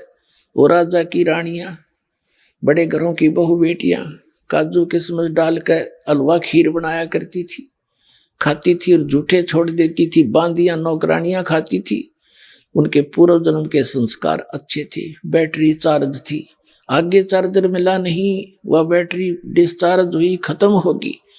जीवन मनुष्य का नाश हो गया भक्ति बिना। अगले जन्म में वही राजा की औरतें, उच्च घरानों की औरतें कुतिया बनकर नी वस्त्र घूम रही हैं, काजू किशमिश के खीर हलवे खाती थी। अब वो धर्मशाला के सामने बैठती है, एक ग्रास के लिए इंतजार करती है, कोई यात्री खाना खा रहा है। अब वो कैसा टूक डालता है कुत्ते को, ऐसे फेंक देता है रेत में। और फिर वो ऊंच घरों की बहन बेटियां और कुतिया बनी अंडे और उस टूक को भाग कर खाती है। 10 ग्राम रेत साथ खाती है उस रोटी के एक टूक के। और जब बकवाद बाव थी तो परमात्मा कहते नक बेसर नक पे बनी पैरें थी हार हमेल, ये सुंदरी से कुतिया बनी सुन साहिब के खेल। एक समय एक पुल्लो नाम की बाई थी भगतनी, और एक राजा की 3-4 रानियां थी। राजा उनसे चर्चा करता था कि एक पुल्लो नाम की भगतनी बहुत अच्छी है, बहुत ही भली है, भक्ति करती है। अब औरतें तो औरत की प्रशंसा से किसी दृष्टिकोण से की जा वो घाट सुना करे। उनने सोची कोई घड़ियां सुंदर होगी, राजा उसकी बहुत प्रशंसा करे। उन्होंने कहा कि एकदम उस पुल्लो ने यहाँ बुला लो ना, हम भी देख लें उसने। राजा बोला बुला लूंगा। राजा ने उस बहन को, भगतनी को निमंत्रण दिया कि बहन आज हमारे घर पे आइए, उसको सत्संग कर दो। आ जाऊंगी भाई। अब रानी 4-5 रानियां थी, सब सोना साना सारा पैर कर गहना और 1-1, 2-2 लाख के हार गले में पैर कर खूब शंगर कर तैयार हो रही होता है। अब वह बाई गई बहन, हाथ में एक लाठी, कुत्त्या हटाने खातिर छोटा सा डंडा, हाथ में माला, खद्दर के कपड़े मैले से पुराने से, पैर में टूटे हैं लीतर और कानों में मुंह में नाक में कुछ नहीं। जब उसने प्रवेश करा तो उस रानी हंसने लगी, अज्ञा कि वो बोलो सारी हंसनो खूब दांजरे पाड़े और वो नो दिखावा अपने वो खूब पैर के बैठी थी। अब वह जान की पुल्लो कौन सी बालक थी, वह भी जान गई किस दृष्टिकोण से बकवास कर रही है। तो क्या कहती है कि ये गहना बाधा तन की शोभा और यूं तन का चौबांडो और बिना भजन का कुतिया बनोगी, राम भजो न रांडो। कहते हैं इस तुम के राजी हो रही श्रृंगार करके, किस पर पैरे बैठी हो तो काचा बांडो है, काचा बांडा, तड़का मर जाओगी, कुतिया बनी आंडोगी, भजन करो न रांडो। यानी इनकी अपनी लैंग्वेज होती है या समझाने की। तो उनका वह बात समझ में आ गई, सत्संग किया, परमात्मा ने उन पर भी दया कर दी। लेकिन फिर वो भी राजा के साथ वहां जान लायकी। अब प्रसंग चल रहा था मीराबाई का। तो मीराबाई को उनके घर वाले बाहर नहीं जान दिया करता, उसका देवर। घर वाले ने तक मना नहीं करा, वो नेक आत्मा था। तो उस खूब उसने कोशिश करी। फिर उसके देवर ने सोचा मीराबाई के ना कि भाई इस तो अच्छा तो इसने मार दूं, हमारी इज्जत बची रहेगी, हम कितने नीच हैं। इस तरह की बकवास भी सोच ली। तो उसने सोचा कि अभी यूं मारूंगा तो पता चल जाएगा, नौकर नाकर की तो जिक्र कर देंगे, तेरी निंदा हो जाएगी समाज में। उसने सोचा कि तू इसको ऐसे तरीके से मार, दक्षिण बेरा भी ना पटे। एक सपेरे से बात करी, गारडू से जो सांप रखते हैं सर्प, उससे कहा कि इतना विषैला सर्प ला दे कि एकदम डंक मारते मर जा। उसने पैसे मांग लिए, दे दिए राजा ने, एक सर्प ला दिया और उस सर्प को एक गहनों के डिब्बे में पैक कर दिया, डाल दिया। और अपने लड़के का जन्मदिन मनाना था उस मीराबाई के देवर ने। सारे रिश्तेदार इकट्ठे हो गए, आने थे वहां पर। तो उसने उस दिन सोचा कि आज वो मंगा कर सर्प उसी दिन बांदी से कहा, सभी को सुना के, जहां आम सब बैठे थे। और वो आर सपेरा डर गया था पहले दिन, वो लाकर उसको आर नहीं था, उस सर्प डाल के पैक करके लाया था। और बांदी नौकरानी को दे दिया कि जो मीरा को दे दे और कह दे सार ने पैर लेगी, क्योंकि वो कुछ नहीं पैरा करती गहना वहना। और वैसे तो विधवा होने के बाद माई पहले कुछ भी प्रयोग करती ही नहीं थी। तो उसने कहा कि उसको कह देना मीराबाई को कि सार को पैर लेगी, कदे मेरी बेइज्जती करवा दे रिश्तेदारों में। न्यू ना कहेंगे भाई मर गया था, पाछे तो इसने ओढ़ने पैरने के लिए भी कुछ नहीं देता। तो इसलिए सब कुछ समझा के और वह बांदी भेज दी। बांदी ने जाके कहा कि राजा ने कहा है इस हार ने पैर लिए, रिश्तेदार आए हुए हैं और नहीं तो तेरी खैर नहीं है, बहुत नाराज हो जाएगा तेरे थे। मीराबाई ने सोची कोई बात नहीं, मेरे लिए तो माटी है। और यूं मानने को ना नाड़ी समझ को भी बात भी ना बिगड़ती, थोड़ी देर डाल लूंगी, घंटा 2 घंटा। बांदी के सामने ही उसने कहा खोल बांदी। नौकरानी खोल ले ला। इसने नौकरानी ने खोला, उसमें इतना सुंदर हार था, वहां आसपास कोई बने नहीं, उस क्षेत्र में भी नहीं बन रहा था, इतना बढ़िया हार उसमें। और मीराबाई ने पैर लिया, पड़ा रह गया, माटी यहाँ है यहाँ एक जैसी है, मेरे लिए तो सोना नहीं, चांदी नहीं, हीरे नहीं, मेरे लिए तो मिट्टी है। अब पैर लिया, बांदी आ गई। अब वो गया, फिर बाद में अकमरली होगी बात है, क्योंकि बांदी के सामने सर्प, वो बांदी ने वो निकाल देती है। तो उसने बांदी से पूछेंगे कि क्या था कि सर्प था इसमें ऐसे डस गया। तो वहां वो उद्देश्य ये लेकर गया था, लोग न सोचेंगे सांप से डस कर मर गया, आप की तो सांप आ गया होगा। अब वहां कौन पूछा था भाई सांप, वो बतानिया वो सांप लड़ गया, सांप लड़ गया, उठा लो, इस तरह सोच रहा था। तो थोड़ी देर के बाद वो गया, वो मर चुकी होगी, और फिर सबको बुला के कह दूंगा अरे सांप लड़ गया भाई, सांप लड़ गया, बुलाइयो सपेरों को, खत्म हो जाए। वो जाकर देखा, दरवाजा खोला, वह हार पहने बैठी। मीराबाई से कहा कि उसके देवर ने कि दुष्टा यही काम करने जाती थी मंदिरों में, तो यही ले, तो देखा ना तेरी पोल खुल गई, कहां से लाई ये हार तू, ये हार इतना कीमती हमारे पास भी नहीं है, तू कहां से लाई। अब मीराबाई आंखों में आंसू बहाई कि तू मुझे मरण भी नहीं देता, मुझे जीने भी नहीं दे रहा, आप ही हार भेजने वाला और मेरे को बदनाम कर रहा है, तू निकम्मे, तने शर्म आनी चाहिए कुछ। वो कहने लगा मैंने कहा भेजा, इस डिब्बे में भेजा तेने हार। वो कहने लगा झूठ बोलती है तू, बांदी को बुला जो लेकर आई थी। वो बांदी बुलाई, बांदी से उस राजा ने पूछा कि बांदी ये हार कहां से आया, कि जिस आपने जो दिया था उसी बक्से में था, और उसने सर्प अपने सामने बंद करवा के दिया। अब बताओ, परमात्मा जिसने रखे ये कुतरू मार सकते हैं?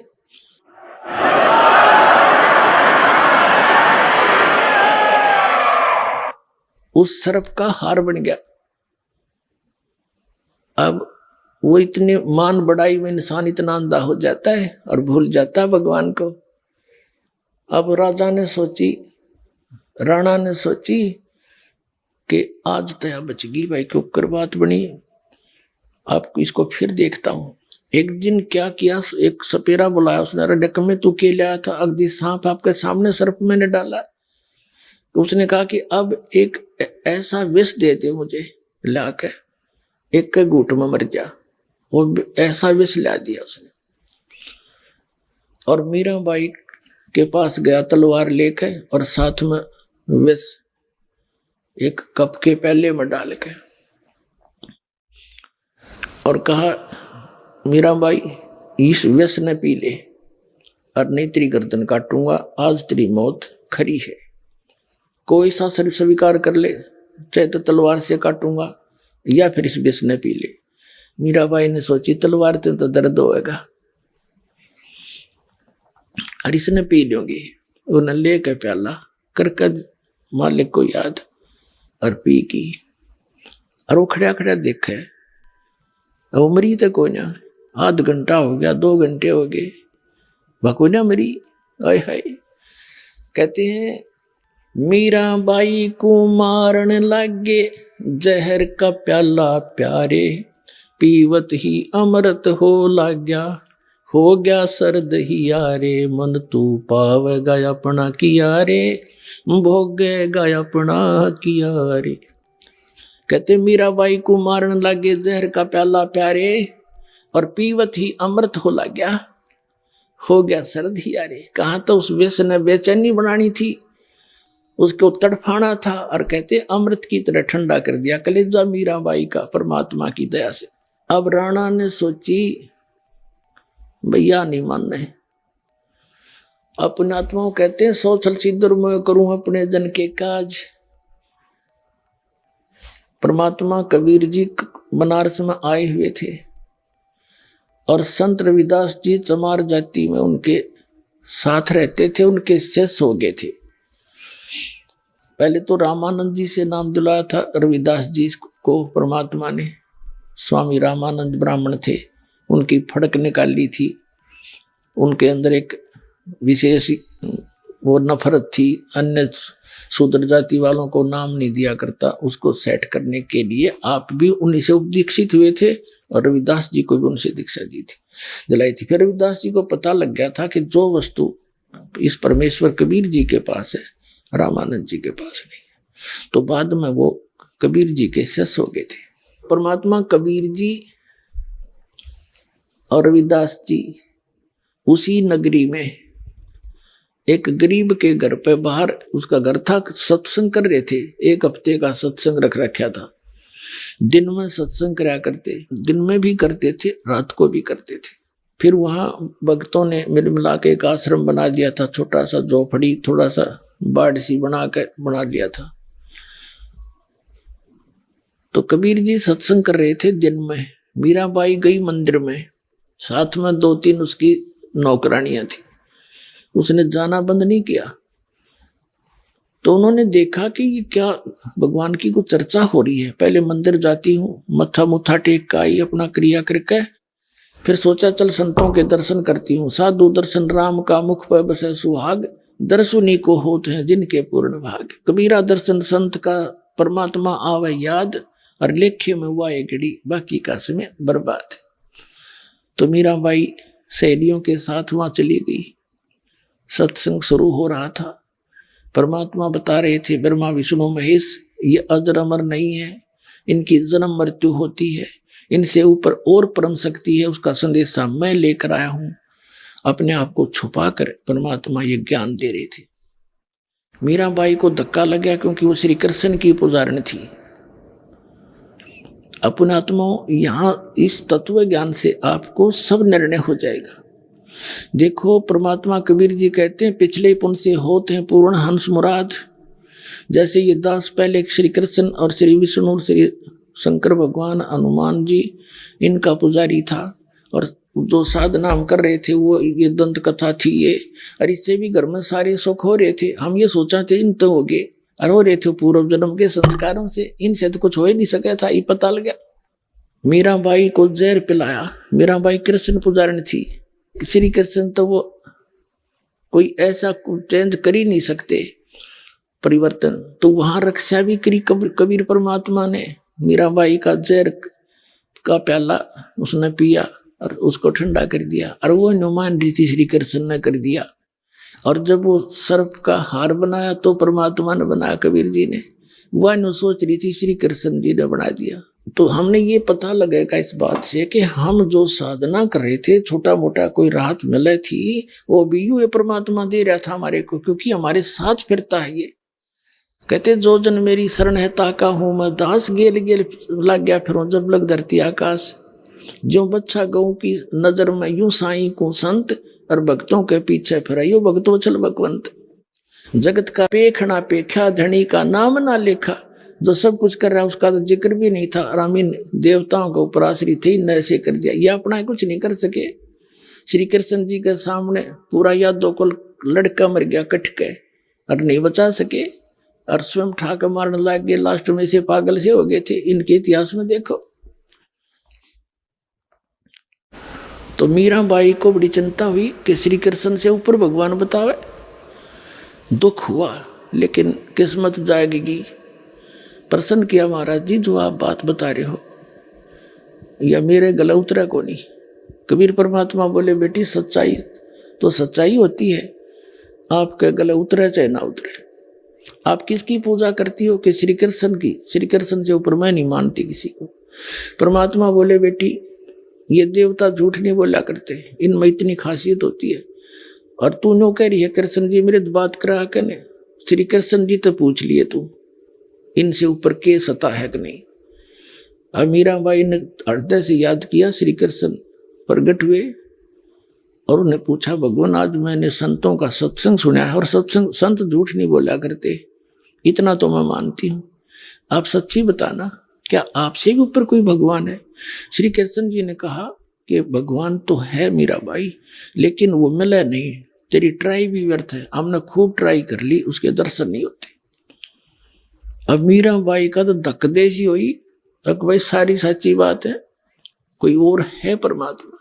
अगले दिन जाकर चरणों में पड़ गई और कहा महाराज जी मेरा पेटा भर दिया आपने, मेरा विश्वास संतोष, मुझे विश्वास हो गया कि इनसे ऊपर कोई शक्ति है, भगवान ने स्वयं बता दिया। अब मेरा कल्याण कराओ। परमात्मा ने बताया बेटी ये खुद नासवान है, इनकी पूजा करने से जन्म मृत्यु तुम्हारा मिटे नहीं। उस अमर परमात्मा की भक्ति मिलेगी जब जन्म और मरण मिटेगा, उसकी भक्ति हमारे पास है। तो परमात्मा कहते समझदार तो संकेत तो है भाई, और फिर भी कोई ना मानना तो उसके ऐसा मूर्ख नहीं। तुरंत पुरानी संबंध तोड़ दिए कृष्ण से, अक नहीं हमने मोक्ष चाहिए, और कहा जी दीक्षा दे दो मुझे तो कल्याण चाहिए, या तो तेरा दुख देख रही हूं मैं। तो परमात्मा ने देखा कि यह ठाकुरों की लड़की, इसको देखते हैं इसके अंदर कितना भगवान की चाह है, या समाज में लोक लाज में या अंधी हो रही है। जब तक ये लोक लाज और कुल की मर्यादाओं में बंधित है प्राणी, भगवान उसको पूरा लाभ नहीं दे सकता। तो परमात्मा ने कहा कि जा बहन बेटी उससे नाम ले ले। रविदास जी की तरफ संकेत कर दिया। रविदास जी उस समय चमार जाति में, कबीर साहब जुलाहा जाति में।